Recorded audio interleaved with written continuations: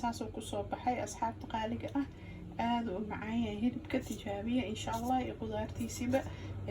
halkana baasta ayaa noogu diyaarsan oo ku daray suugo isbinaaj aan ka sameeyay iyo caano insha allah.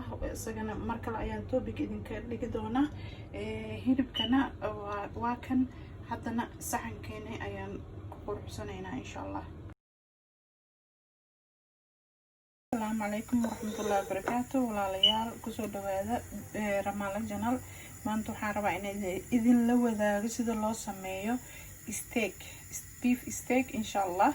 la socda waxaan halkan ku diyaarsan doonaa xabaajidii oo dhan waa idin tusinayaa insha allah. la socda halkan waxaa ku diyaarsaday wax yar oo filfil aswad ah iyo wax yar oo maraq dijaaj ah iyo wax yar oo babrik shiidan.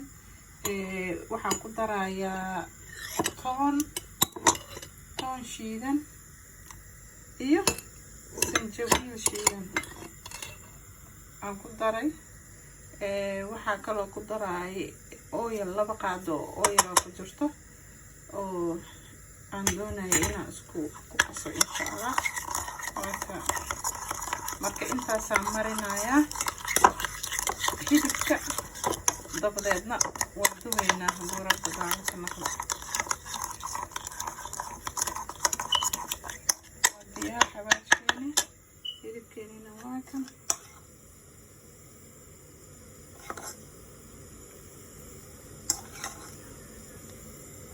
waa marmarinayaa idinku soo noqon. keeni waa inoo diyaar, waan soo marmariyay wixiisoo dhan. hadeer dabka ku ridanaynaa insha allah.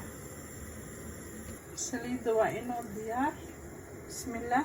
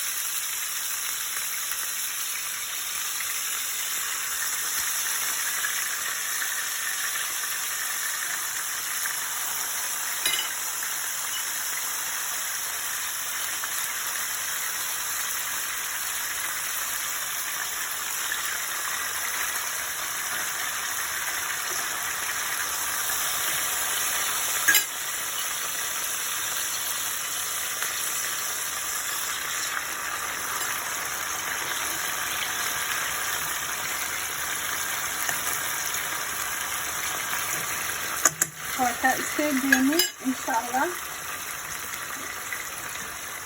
سنقول إنه القرية وكعبارة بدنا الربينا إن شاء الله. استاذينا بوغي وأولموست ريلي إن شاء الله. وحير كتب وكفاريا waxaa kaloo rabaa inaan sameeyo markaan ujeedaan saxankii aan xabaajka ku qasay hilibka ayaan ku riday because ma rabo inaan cusbo iyo wax kale aan ku daro. kaas una aan marmarinaa kadibna isla digsigaan ku shiilayaa insha allah. ila socda haatana almost diyaar waa steak waaba ka saarayaa. qudaartii waatan waan shiilay, haasna waaba ka saaray. inta dhimanna waa ka saarayaa. wixii waa wada shiilay. wax badan ma ana ku haynin. saliidda inaan ku shiilo.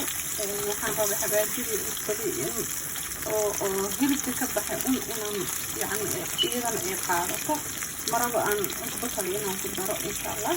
halkaana baastaa noogu jirto. taas waa iska macruuf sida loo kariyo. suugadana maalin kale toobid ku qaadanayna hadduu rabbiraa ka naqli. qaaliga hilibkeeni sidaan ka soo baxay maasha allah. aad ayuu macaan yahay, aad ayuu qurux badan yahay insha allah. tijaabiye idinkana. baastadana waa taa. suugadana waa suugo isbinaajka lagu kariyey iyo caano ana idin tusi doono maalin xigta insha allah.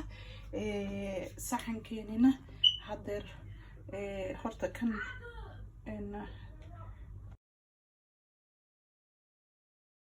saxankeeni sidaasuu kasoo baxay maasha allah tabaaraka allah. waxa weeye reeraha lagu roonaado haddii aad rabtaan duco insha allah. cuntada ha lagu roonaado.